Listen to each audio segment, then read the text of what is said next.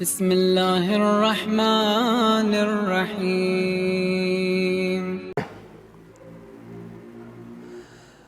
خداوند عالم نے قرآن کریم میں اس دین کے بارے میں کہ جسے ہم دین پروردگار کہتے ہیں، دین اسلام کہتے ہیں، دین الہی کہتے ہیں، واضح طور پر یہ ارشاد فرمایا ان الدین عند اللہ الاسلام، دین تو اللہ کے نزدیک پسندیدہ دین وہ صرف اور صرف اسلام ہے۔ تو عزیزان محترم، آخر اسلام کو خداوند عالم نے کیوں پسندیدہ دین قرار دیا؟ اس کی وجہ یہ ہے کہ آپ یہ دیکھیں کہ اگر اس کو نگاہ غائر سے آپ اس پر توجہ فرمائیں تو آپ دیکھیں گے کہ یہ دین جو حضرت آدم علیہ السلام سے خداوند عالم نے شروع کیا اور پیغمبر اکرم صلی اللہ علیہ وآلہ وسلم ختمی مرتبت پر آ کر اس دین کو اختتام ملا اور دین مکمل ہوا اور ختم نبوت کا اعلان ہوا، تو آپ دیکھیں کہ خداوند عالم نے حضرت آدم علیہ السلام سے لے کر اور پیغمبر اکرم صلی اللہ علیہ وآلہ وسلم 1,24,000 انبیاء خداوند عالم نے اسی مقصد کے تحت بھیجے کہ انسان اپنی معرفت حاصل کرے، اپنے آپ کو پہچانے کہ یہ انسان کہاں سے آیا ہے، انسان اپنے وجود کی طرف غور کرے، انسان اپنے ارد گرد کے ماحول کی طرف غور کرے۔ جتنے طریقے ہو سکتے تھے خداوند عالم کے پاس، خداوند عالم نے انسان کے لیے یعنی یوں کہا جائے کہ جتنے طریقے ممکن تھے کہ انسان ان طریقوں سے سمجھ سکتا تھا پروردگار عالم کی اس بات کو کہ وہ اپنی معرفت حاصل کرے، اپنی شناخت حاصل کرے، خود شناسی پیدا کرے۔ کیوں؟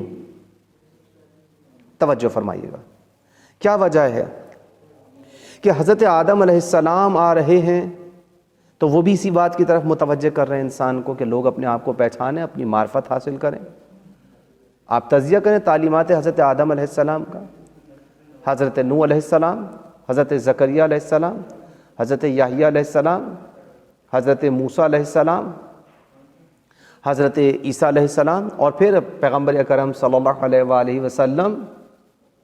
آپ دیکھیں کہ سب کے سب انبیاء، ان کی تمام تر کوشش یہی ہے کیا کہ تم اپنے آپ کو پہچانو، معرفت حاصل کرو، خود شناسی پیدا کرو۔ کیا وجہ ہے؟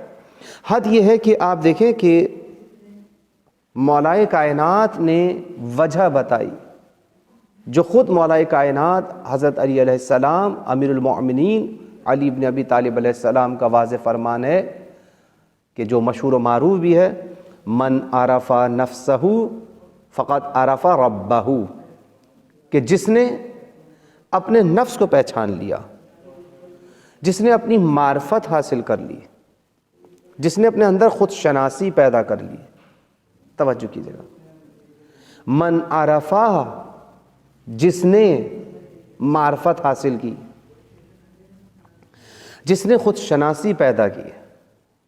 توجہ کیجیے گا عزیزان محترم، من عرفہ نفسہ، جس نے اپنے آپ کو پہچانا، خود شناسی پیدا کی، عرفہ ربہ، فقد عرف ربہ، تو اس نے گویا اپنے پروردگار کو پہچان لیا۔ توجہ کی؟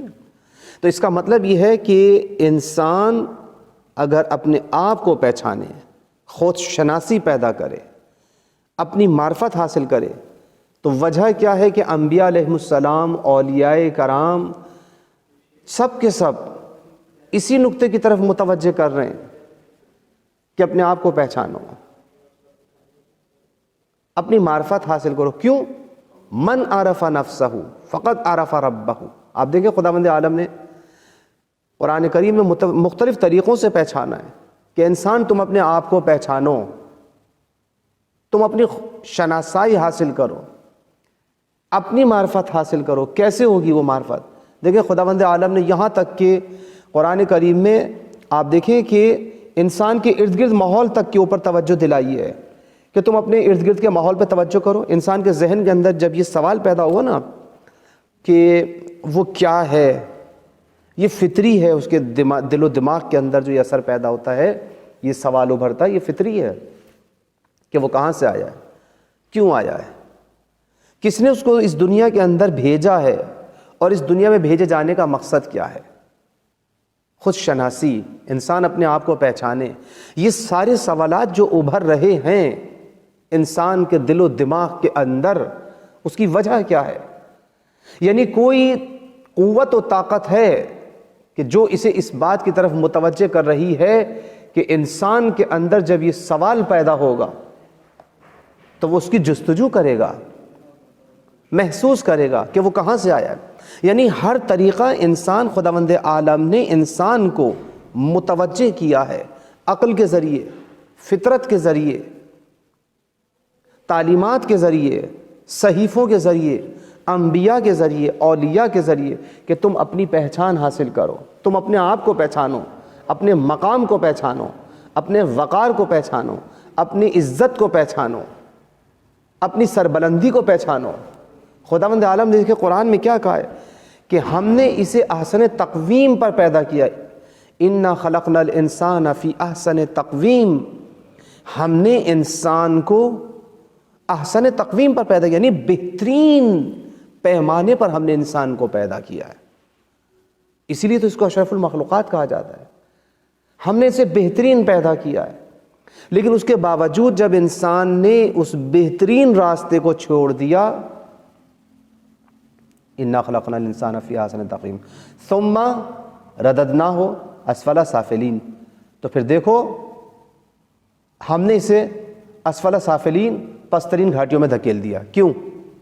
وجہ کیا تھی؟ اس لیے کہ اس نے اس مقصد کو چھوڑ دیا جو خود شناسی کا مقصد تھا، کہ پروردگار عالم نے اسے احسن تقویم میں پیدا کرنے کے بعد اسے اسفل سافلین میں کیوں دھکیل دیا؟ کبھی غور کیا آپ نے؟ الا الذین آمنوا وعملوا الصالحات۔ لیکن دیکھیں اس کے باوجود خداوند عالم نے ایک جماعت کو اس سے علیحدہ کر دیا ہے کہ جو لوگ صاحبان ایمان بھی ہیں اور عمل صالح بھی انجام دیتے ہیں۔ تو دو شرطیں رکھی خداوند عالم نے کہ صاحبان ایمان اور صاحبان عمل صالح کو اس سے علیحدہ کر دیا گیا ہے، ان کو اسفل سافلین سے بچا لیا خداوند عالم نے۔ اب دیکھیں ارد گرد کا ماحول جو انسان کا ہے وہ اس کی خود شناسی میں مدد کرتا ہے۔ خداوند عالم نے انسان کی عقل کو جھنجھوڑا، اس کی فکر کو مہمیز دی ہے۔ کس طریقے سے؟ افلا ينظرون الى الابل كيف خلقت، توجہ فرمائیں، سورہ غاشیہ قرآن مجید کا یہ 88 نمبر سورہ ہے، 88 نمبر سورہ، اور اس کی آیت نمبر آپ دیکھیں 17، 18، 19، 20 میں خداوند عالم نے ارشاد فرمایا افلا ينظرون الى الابل كيف خلقت، کیا یہ لوگ اونٹ کی خلقت پہ غور نہیں کرتے کہ ہم نے کتنا عجیب اس کو پیدا کیا ہے؟ یہ کیوں کیا ہے خداوند عالم نے اس طریقے سے؟ کیوں اس سوال کی طرف انسان کے ذہنوں کو توجہ دلائی ہے، مبذول کروائی اس کی توجہ؟ اس وجہ سے تاکہ انسان اپنے آپ کو پہچانے اس کے ذریعے کہ دیکھو تم اونٹ کی خلقت کو پہچانو، ہم نے اسے کیسے پہچانا، ہم نے اسے کس طریقے سے پیدا کیا۔ اس لیے کہ جب انسان اونٹ کی خلقت پر غور کرے گا تو آپ توجہ کریں کہ خداوند عالم نے اسے کتنا عجیب الخلقت مخلوق بنایا ہے، جتنا ویٹ اس کے اوپر رکھ دیا ویسا کا ویسا اٹھ جائے گا۔ آپ کبھی غور کریں اس کے اوپر، اس کی خلقت کے اوپر، صحراؤں کے اندر گویا وہ ہوائی جہاز کی طرح سفر کرتا ہے، اس طریقے سے اس کی خلقت پہ غور کریں۔ وَإِلَى السَّمَاءِ كَيْفَ رُفِعَتْ، اور آسمانوں کے اوپر نگاہ ڈالو کہ دیکھو کہ کس طریقے سے ہم نے آسمانوں کو بلند کیا ہے۔ وَإِلَى الْجِبَالِ كَيْفَ نُصِبَتْ، اور پہاڑوں کی طرف نگاہ ڈالو اور دیکھو کہ ہم نے انہیں کس طرح سے نصب کر دیا۔ وَإِلَى الْأَرْضِ كَيْفَ سُطِحَتْ، اور اس زمین کی طرف توجہ کریں کہ کس طریقے سے اس زمین کو ہم نے تمہارے لیے بچھونا بنا دیا، اس زمین کو پھیلایا کس طریقے سے ہے۔ انسان اس پہ غور کرے۔ اگر انسان زمین کی خلقت کے اوپر غور کرے گا، پہاڑوں کے نصب ہونے پر غور کرے گا، آسمان کی بلندی اور رفعت کے اوپر غور کرے گا، اور اسی طرح سے انسان مخلوقات عالم پہ غور کرے گا، تو اسے محسوس کرے گا کہ اس کا ایک تعلق اس کی اپنی ذات کے ساتھ ہے۔ توجہ کیجئے گا، خود شناسی کے مرحلے میں اگر ہم دیکھیں، توجہ فرمائیں، تو ہمیں 3 مرحلے نظر آئیں گے۔ انسان کا اپنے ساتھ تعلق کہ وہ کس طریقے سے اس دنیا میں وجود میں آیا ہے، ارد گرد کے ماحول کے ساتھ اس کا تعلق کہ انسان کو اسی وجہ سے خداوند عالم نے کہا کہ زمین و آسمان پہ غور کرو، مخلوقات عالم پہ غور کرو، تمہیں پتہ چلے کہ تمہاری زندگی ان کے ساتھ کس طرح سے وابستہ کی گئی ہے، تمہیں انہی کے ساتھ زندگی گزارنی ہے۔ تو انسان اپنے آپ کو پہچانتا ہے۔ یہ سب چیزیں انسان کی خود شناسی میں مددگار ہیں، انسان اپنے آپ کو پہچانے۔ اور آپ دیکھیں دوسری جگہ خداوند عالم نے ایک تو یہ کہ انسان کا اپنے وجود کے ساتھ اس کا کیا تعلق ہے، ارد گرد کے ماحول کے ساتھ اس کا کیا تعلق ہے، اور پھر خدا کے ساتھ اس کا کیا تعلق ہے۔ اسی لیے یہ سب چیزیں انسان کے اپنے وجود کے اوپر غور کرنا، مخلوقات عالم کے اوپر غور کرنا، یہ سب کس چیز کی مددگار ہوں گی؟ خود شناسی کی۔ انسان اپنے آپ کو پہچانے گا، اپنی معرفت حاصل کرے گا۔ جب پتہ چلے گا کہ من عرف نفسہ، کہ جب وہ اپنے نفس کی معرفت حاصل کر لے گا اور اپنی پہچان حاصل کر لے گا، خود شناسی کی منزلیں طے کرے گا، تو یہ خود شناسی کی منزلوں کا سفر اسے خدا شناسی تک پہنچا دے گا۔ فقط عرف ربہ، کہ وہ اپنے رب کو پہچان لے گا۔ بس عزیزان محترم، در حقیقت وہی شخص پروردگار عالم کو پہچان سکتا ہے، اس کی شناخت حاصل کر سکتا ہے، اس کی معرفت حاصل کر سکتا ہے در حقیقت، کہ جو اپنے نفس کی معرفت حاصل کرے۔ مولا کائنات نے اسی بات کی طرف اشارہ کیا۔ اور پھر دیکھیں خداوند عالم نے دوسری جگہ یہ فرمایا کہ فَلْيَنْظُرِ الْإِنسَانُ إِلَىٰ طَعَامِهِ، انسان کو چاہیے کہ وہ اپنے کھانے کی طرف توجہ فرمائے، انسان کو چاہیے کہ اپنے کھانے پہ غور کرے۔ خداوند عالم دیکھیں انسان کو حتیٰ کہ اس کے کھانے تک کی طرف توجہ دلاتا ہے۔ اِلَىٰ طَعَامِهِ، تم کیا کھا رہے ہو، کہاں سے آیا تمہارا یہ کھانا؟ کبھی سوچا ہم نے؟ یا صرف ہمیں کھانے سے مطلب ہے، جو ملا وہ لے کے کھا لیا؟ یہ دیکھو کھانے سے پہلے کہ حلال ہے یا حرام ہے، جائز طریقے سے آیا ہے یا ناجائز طریقے سے۔ عزیزان محترم توجہ کیجئے، کتنے لوگ ہم میں سے ایسے ہیں کہ جو ان چیزوں پہ غور کرتے ہیں۔ یتیم کا کہیں مال تو نہیں کھا رہے؟ افلا ينظر فلينظر الانسان الى طعامه، پس انسان کو چاہیے کہ اپنے طعام کی طرف غور کرے، اپنے کھانے کی طرف غور کرے۔ غیر کا مال تو لے کے نہیں کھا گئے، غصب تو نہیں کیا ہوا ہے، ناجائز تو نہیں ہے، چوری کا تو نہیں ہے، کسی کو مجبور کر کے تو نہیں لیا کہ تم مجھے اتنے پیسے دے دو گفٹ کے طور پر، ہدیے کے طور پر، میں تمہارا یہ کام کر دوں گا۔ ہوتا ہے نا دفتروں کے اندر، آفسوں کے اندر، کہاں ہے؟ فَلْيَنظُرِ الْإِنسَانُ إِلَىٰ طَعَامِهِ، اپنے کھانے کی طرف غور کرے۔ کہاں ہے ہم نے غور کیا ہے؟ توجہ فرمائیے آپ نے کہ انسان اپنے کھانے پہ غور کرے۔ اور پھر دیکھیں خداوند عالم نے دوسری جگہ ارشاد فرما دیا اَيْنَ تَذْهَبُونَ، کہاں جا رہے ہو تم؟ اگر اس آیت کو ہم اپنے دروازے پر لکھ کے لگا دیں تو آپ دیکھیں آپ اپنے بچوں سے پوچھنے کا حق رکھتے ہیں یا نہیں رکھتے؟ پوچھتے ہیں بیٹا کہاں جا رہے ہو؟ اَيْنَ تَذْهَبُونَ، خدا آپ کو اپنے بیٹے سے پوچھنے سے پہلے خداوند عالم نے خود آپ سے پوچھ لیا اَيْنَ تَذْهَبُونَ، کہاں جا رہے ہو؟